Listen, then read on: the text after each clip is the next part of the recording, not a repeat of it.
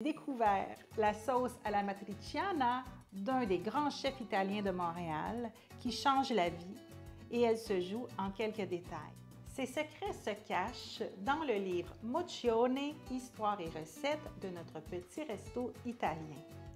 C'est le livre de Luca Cianciulli et Maxime Landry. Et dans ce livre, le chef Luca nous livre sa méthode pour les bucatini à la matriciana.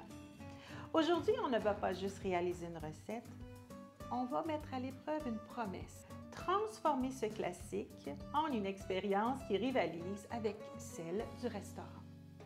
Avant de se salir les mains, parlons de Luca Cianciulli. C'est le grand gagnant de l'émission Les Chefs, un cuisinier qui a fait ses classes dans les cuisines du légendaire restaurant Tocché avant d'ouvrir Mozione.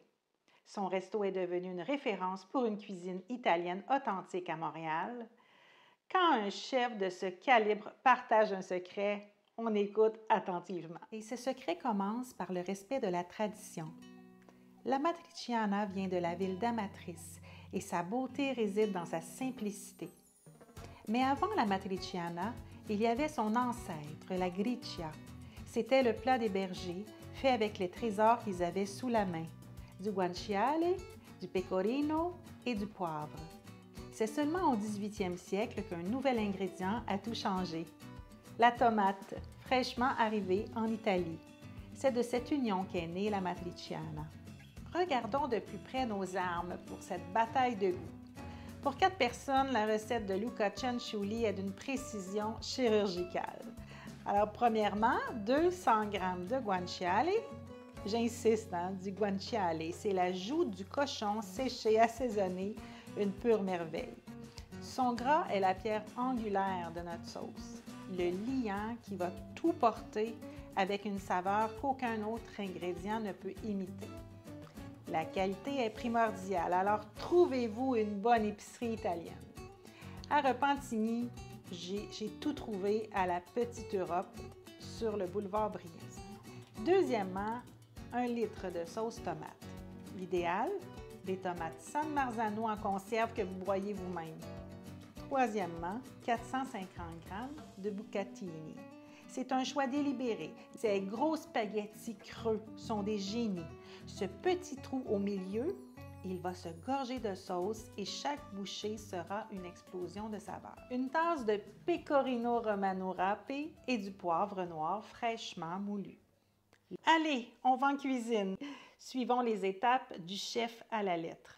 Le guanciale, je l'ai coupé en lardons. On les place dans une grande poêle ou une casserole à froid et on allume le feu à moyen doux. C'est crucial. On ne le brutalise pas, le guanciale, on le séduit. On veut faire fondre son gras tout doucement, le laisser devenir translucide, puis croustillant. Ça demande de la patience. On remue de temps en temps jusqu'à ce qu'il soit bien doré mais jamais brûlé. Une fois qu'il est parfait, on le sort avec une écumoire et on le met de côté. Et surtout, on garde précieusement ce gras liquide dans la casserole. C'est de l'or en barre. Maintenant, dans ce gras fabuleux, on verse la sauce tomate.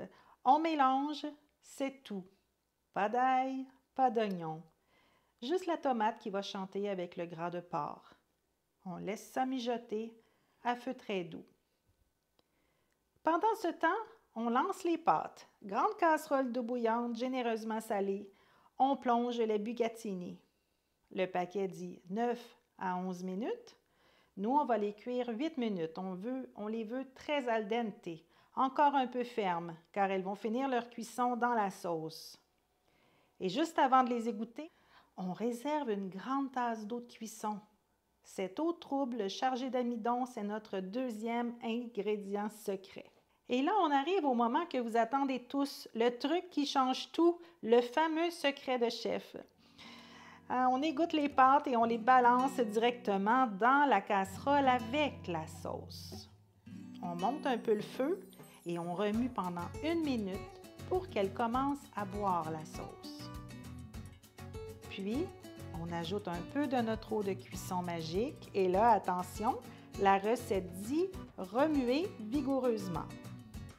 On ne mélange pas, on fait danser les pâtes. Mais le vrai secret se passe hors du feu. Et c'est seulement maintenant qu'on ajoute le reste. On réintègre le guanciale croustillant, on ajoute une grosse poignée de pecorino, on verse encore un peu d'eau de cuisson et on continue de remuer de manière énergique, encore et encore. Et là, sous nos yeux, la magie opère. En ajoutant le fromage hors du feu avec l'amidon, on crée une texture incroyablement onctueuse, sans une seule goutte de crème. Voilà le secret. Ce n'est pas un ingrédient, c'est un geste, un processus. Rendre le gras, cuire les pâtes al dente et cette émulsion finale hors du feu.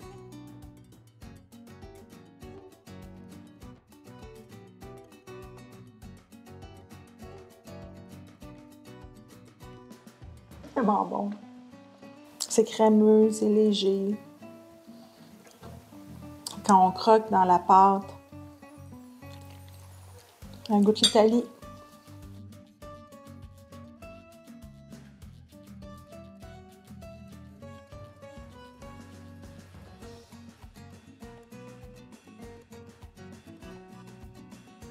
Le guanciale qui est croustillant. La sauce, elle est légère.